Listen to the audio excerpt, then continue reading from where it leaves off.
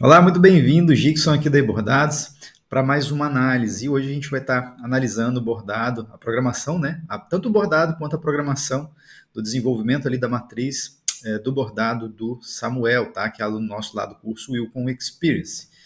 Bem-vindo, Samuel. Vamos então analisar. Eu estou aqui com o bordado na tela.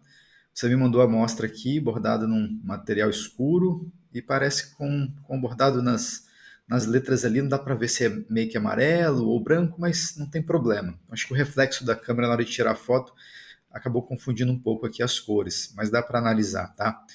É, Cara, eu tô vendo aqui o seguinte, olha, tem duas coisas aqui que me chamou a atenção de cara, assim, logo que eu bati o olho no bordado e que me trouxe um pouco de desconforto, tá? Uma delas é essa questão aqui do contorno, ou seja, esse excesso de pontos muito próximos uns aos outros aqui na curvatura, especialmente desses contornos menores aqui. No maior, dá para melhorar, mas ele também ele não está tão problemático, não. Dá para melhorar a qualidade dele. Eu vou te mostrar isso daqui a pouco lá na tela do Wilcom, como fazer. Mas esse aqui em especial, tanto esse aqui quanto o de baixo, que me parece que é uma cópia, né? Tudo indica que você duplicou, né? Se você não duplicou, poderia ter duplicado, porque os desenhos eles são, me parece que os mesmos, né? A diferença é que o de baixo me parece que ele é maior do que o de cima, né? Mas está tudo bem quanto a isso. Aqui eu não estou avaliando ainda a fidelidade do redesign, eu estou analisando o bordado, ou seja, a execução do bordado na máquina. O que a gente pode fazer para melhorar o bordado em si na máquina? Ainda que muitas vezes a gente tem que mexer na programação também. Então vamos lá. A primeira coisa é isso. Então a gente vai diminuir a quantidade a proximidade, vamos dizer assim, desses pontos, né, na curvatura aqui desses contornos, tá? Segura aí que eu vou te mostrar no Wilcom como fazer. E uma outra coisa, Samuel, que me chamou a atenção também, que eu não gostei, foi essa parte aqui do G, tá vendo? Essa angulação desse ponto aqui na parte inferior aqui do G, ó, nessas duas peças aqui, tanto aqui quanto aqui embaixo, você não fez a angulação. O curioso é que nas demais letras, no W, no E, no D, você trabalhou essa angulação certinho. Então faltou mesmo ter esse cuidado aqui também no finalzinho da letra N, tá? Essa curvaturazinha aqui, e também na parte inferior da letra G. Eu desconfio, e aí a gente vai analisar a matriz para ter certeza, que você trabalhou com um objeto único, ao invés de separar e criar vários objetos. Isso acontece disso, né? Pode dar esse problema aqui. No mais, o desenho está legal. Eu estou notando também que o contorno ele não está seguindo uma mesma espessura, então assim, a gente não está percebendo uma uniformidade na espessura do contorno. Estou entendendo que isso aqui você usou a ferramenta entrada C para fazer esse contorno em ponto cheio. Se foi o contorno, se foi usada a ferramenta entrada C, não tem por que ele ficar hora mais estreito, hora mais largo, como a gente está observando aqui, ó, aqui está um pouco mais largo do que aqui. Isso, por sua vez, pode ser um problema de entretelamento ou de regulagem da tensão de fio superior ou inferior, tá? E aí eu fui olhar aqui o verso do bordado, vamos passar aqui a foto, não dá para me definir se a regulagem da tensão da bobina, se ela está correta, tá? Porque meio que eu não consigo enxergar aqui a diferença entre as cores, do que é linha de bordar e o que é linha de bobina. Teria que ser bordado numa cor mais forte, com a linha de bobina branca, para eu conseguir observar se a regulagem está correta. Pelo que parece aqui, ou a bobina está muito apertada ao ponto de eu não estar nem enxergando ela no avesso do bordado, e está enxergando só a linha superior, a linha de bordar em si, ou você usou a linha de bobina na mesma cor da linha superior. Ou de fato é tudo branco e a gente não está conseguindo observar nessa foto aqui, porque está parecendo que a foto está mais amarelada, assim, o ponto, tá? Mas fica como observação. O avesso do bordado a gente tem que enxergar ali no ponto cheio pelo menos um terço de linha branca, que é a linha da bobina, para a gente entender que a regulagem do fio, da tensão do fio entre linha superior e linha inferior está correto, tá? Mas beleza, agora a gente vai lá para o Wilcom para a gente examinar todos esses pontos que eu falei para eu sugerir essas possíveis alterações, tá? Com relação à fidelidade da arte, que é a primeira coisa que eu gosto de avaliar, então eu pego aqui o bordado e coloco em cima aqui da arte, né, só para a gente fazer um comparativo se você foi criterioso, né, na fidelização, assim dizendo, em fazer o redesign, ou seja, transformar aquela imagem, aquele conceito de arte em uma programação de bordado respeitando, sabe, os traços originais da fotografia, ou nesse caso aqui, da logomarca, né, que é uma arte final. E pelo que dá para perceber, você foi fiel sim, fez as curvaturas certinhas, respeitando fielmente ali a concepção original da arte, né? Então fez tudo certinho, redesenhou tudo bonitinho em cima ali os objetos. Então, nesse aspecto aí você está de parabéns, não tem nada para eu recomendar alteração não, tá? Então eu vou desocultar, vou ocultar, na verdade, mostrar bitmap, quero só o bordado na tela. Eu vou colocar, vou deixar verde mesmo, que dá para analisar legal. A primeira coisa que a gente vai analisar aqui, Samuel, é sobre esses aspectozinhos que eu falei aqui, esses pontos muito próximos que causam aquele aspecto ruim lá no bordado, sabe? Aquela coisa grosseira. Então, para isso, eu vou fazer o seguinte, eu vou selecionar por tipo de ponto, para a gente enxergar todos os objetos que você trabalhou com corrido triplo, ponto corrido triplo aqui no Wilcon Embroidery Studio. Vou dar aqui um Shift S no teclado para ele exibir apenas esses objetos, de modo que todos os demais objetos não selecionados serão ocultados da tela. Tá? Como você pode observar aqui na minha lista de objetos, ó, esses objetos que ficaram com tracejadinho, eles estão ocultos da tela, só mostrando para mim então os objetos que eu selecionei pelo tipo de ponto corrido triplo, e é o que está na tela para a gente aqui. Tá? Deixa eu selecionar só esse grupo de objetos aqui em cima, e aí eu vou fazer o seguinte, para facilitar a seleção, eu pego a ferramenta selecionar objeto, clico fora aqui, arrasto envolvendo todos os objetos, ou seja, eu faço uma seleção por objeto, tá? Envolvendo, crio uma seleção envolvendo todos esses objetos que estão dentro desse retângulo tracejado que eu acabei de construir através da ferramenta selecionar objetos. E aí quando eu solto o mouse, ele vai selecionar para mim apenas os objetos que eu envolvi. E quando eu clico aqui em localizar, ele vai mostrar apenas os próprios objetos os quais eu falei. E se eu quiser mais uma vez aqui dar um Shift S, ele mostraria apenas esses objetos aqui, mas eu vou deixar eles sendo exibidos junto com os demais, que não vai me atrapalhar em absolutamente nada. E o que eu quero te mostrar é exatamente essa variação aqui, ó. Você pode sim usar o comprimento variável para ponto corrido, tá? Ou seja, o comprimento de variação mínima. Dependendo da versão do Wilcon, essa tradução pode estar um pouco diferente, mas a recomendação clara e objetiva desse texto aqui significa o seguinte: qual o comprimento da variação mínima para o ponto corrido simples? Ou seja, qual o valor mínimo? E aí você vai observar que aqui embaixo a gente tem essa informação. O comprimento mínimo está de 0,80. Então está muito pequenininho. Então toda vez que ele vai fazer uma curvatura, ele vai explorar o menor possível do valor que está aqui dentro para fazer a curva. Só que quanto menor é o valor, mais próximos os pontos vão ficar uns dos outros. E aí causa aquele aspecto ruim que a gente pode observar lá no bordado. E para resolver isso, o que a gente pode fazer? Eu recomendo, Samuel, trabalhar com valores que partam de 1,5. Tá? Então, a primeira coisa que eu faço, defino a variação mínima do ponto corrido simples. No caso aqui não é corrido simples, é corrido triplo. Então, eu parto da premissa de 1,5 milímetros. Tá? Se precisar, a gente vai recuando de 10 em 10, numa fração de 10 aí. Que no caso é 1,5, não ficou bom, ficou meio quadrado, se você observar, tá vendo? Aqui, por exemplo, ficou meio quadrado, aqui embaixo também ficou meio quadrado, a curvatura não ficou tão suave, né? Porque quanto menor o valor, mais suave fica a curvatura. Só que em contrapartida, quanto menor o valor, mais pontos próximos a gente vai ter uns dos outros. Aí pode rasgar o tecido, pode embuchar a linha, pode arrebentar o fio, enfim, uma série de problemas podem acontecer, além de o visual não ficar tão bom. Então aqui, ó, 1,5 ficou quadrado, Dixon? Ficou. Então vamos colocar 1,4, ou seja, vamos colocar ali 1/10 a menos. 1,4 ficou quadrado ainda no visual que a gente está observando? Ficou. Então vamos botar 1,3.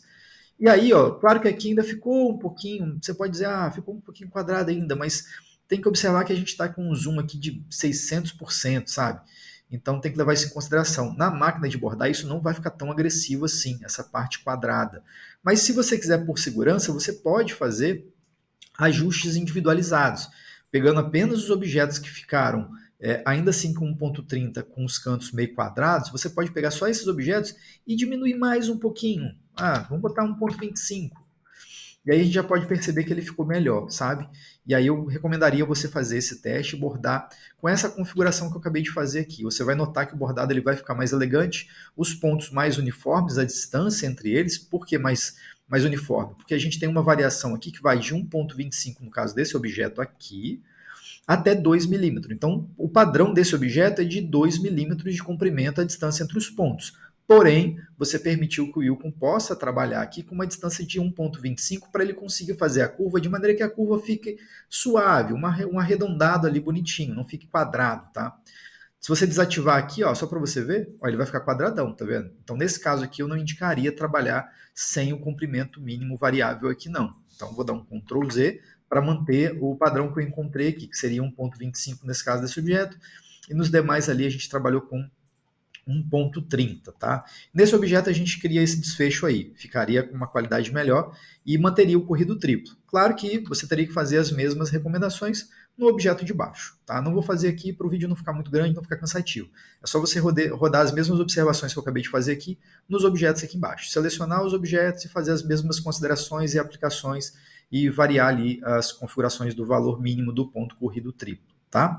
Agora, ainda com relação a essa proximidade dos pontos, e também para valorizar mais o bordado, eu recomendaria, nesse caso aqui, desse objeto, que envolve, que é o pesponto interno que você fez para demarcar ali a moldura. E aí você trabalhou com corrido triplo sabiamente, na minha opinião, tá? É muito bem escolhido esse ponto aqui para esse objeto em questão. Mas, e para isso eu vou mostrar todo o desenho para ficar mais claro, tá vendo? Eu acho sábio porque eu gosto desse efeito, onde você trabalha com ponto cheio no objeto externo e por dentro você trabalha com ponto decorativo, eu acho legal.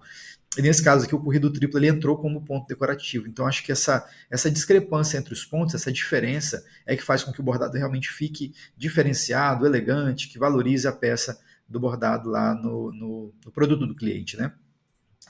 E aí, a única observação nesse caso do corrido triplo que você usou aqui é colocar mais repetições. Em vez de trabalhar com 3 repetições, fazendo com que ele tenha a mesma espessura desses elementos que a gente acabou de observar, eu colocaria, Samuel, nesse caso aqui, pelo menos umas 7 repetições. Aqui no Wilcon não vai representar visualmente nenhuma diferença, porque o Wilcon não representa muito bem essa questão de espessura do corrido triplo, de acordo com a quantidade de repetições. Ele não representa bem visualmente falando. Apesar de, quando eu der Enter, ele vai aumentar aqui quase 1000 pontos na quantidade total de pontos do desenho, o que me mostra que deu certo a configuração. Ou seja, quando eu alterei, ele aumentou a carga de pontos justamente porque agora o ponto vai ser costurado e não mais 3 vezes, 3 repetições cada ponto, e sim 7 repetições, tá? Só que não bastaria só trocar a quantidade de pontos aqui não. Por quê? Quanto maior é o valor, quanto maior é a quantidade de repetição de pontos que você coloca, você precisa, por obrigação, aumentar a distância entre esses pontos, porque senão eles também vão ficar muito juntinhos uns dos outros. Então é preciso que, aumentou o valor aqui embaixo, vamos aumentar o comprimento aqui em cima. Nesse caso, 3,5 milímetros de distância entre os pontos para uma contagem de repetição de pontos igual a 7, vai ficar legal. Tá? Depois você vai bordar, você vai fazer o teste, você vai ver que o bordado ficou mais elegante, sabe? Então eu vou colocar 3,5 milímetros de distância entre os pontos, e aí a variação mínima, nesse caso, eu vou colocar um valor bem alto, justamente para não acontecer isso aqui que está acontecendo aqui, ó. Eu vou tirar o True View aqui, ó, só para você enxergar melhor.